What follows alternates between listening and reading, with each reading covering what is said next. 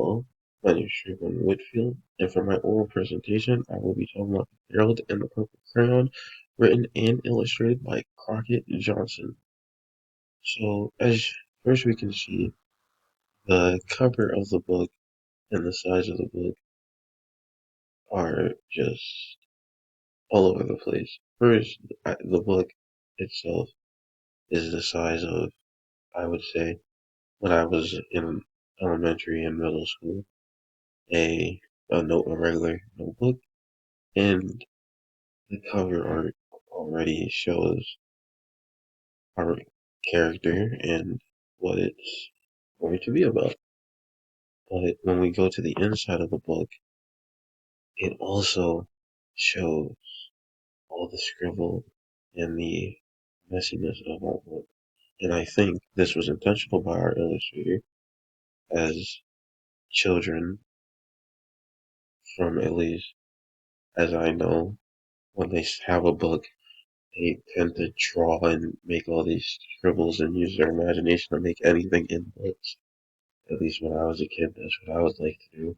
It would get me in trouble sometimes. And I think the direction art approach of this book is really creative and simple. The the book tells a very simple story of Harold going on a walk in the moonlight, but I don't think that what makes the book stand out is the words that are being used. I think the main thing you're drawn into are the illustration. The words are there to help emphasize the story and keep it going.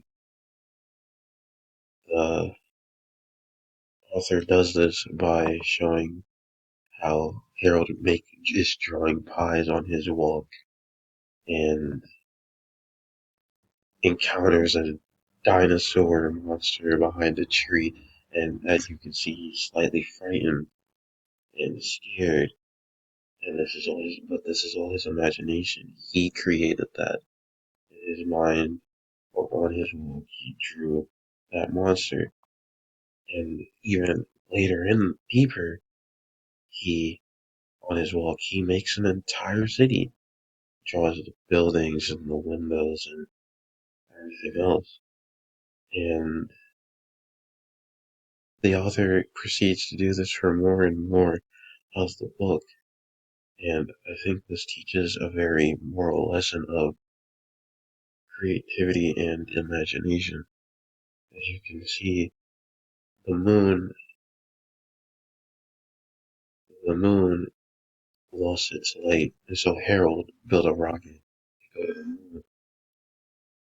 But as you can see, he missed the moon, and in an artistic approach, he shows how he goes from light, illuminated bright, to dark as he flies past the moon into the unknown. And I think this is a really well illustrated thing he does, and a really creative choice he does. All these different things, and the way they're drawn brings the experience as a whole into the book. As any kid who has a notebook, if you ever check it, has doodles or drawings they have put into their book. And I think that socially reflects children's imagination and how children are one of the most creative people in the planet. Children every day think up something crazy or do something crazy in their head. And if you give them if you give them a paper and crayons, they let their mind go wild and create anything on the paper. And I think that's what this book really symbolizes and means. I think this is a great book. I would recommend this book to anyone who has a child or who enjoys children's literature and wants to have that nostalgic feeling. This is a very good book. Its main directed is kids. It's not a hard book to read. By the very front of the book, you're already immersed and grasped into what this book's going to be. Well, you are going to want to know what's in this book.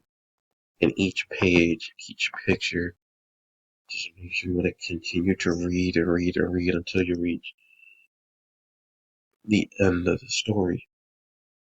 And I think what would make this book even greater, besides being immersed, is engaged. If it was me writing this book, I believe some pages I would leave blank so that the children can add and put into their own. Let them be a part of it. Let them help make their own children's book. Let them be a part of Harold's journey, because when you're reading in literature in general, it's like you feel like you're going on this big adventure with the people in the book. But besides that, this book is really great and it's really simple, and I recommend it to anyone. And with that, thank you for coming and listening to my oral presentation. I wish you all the best day.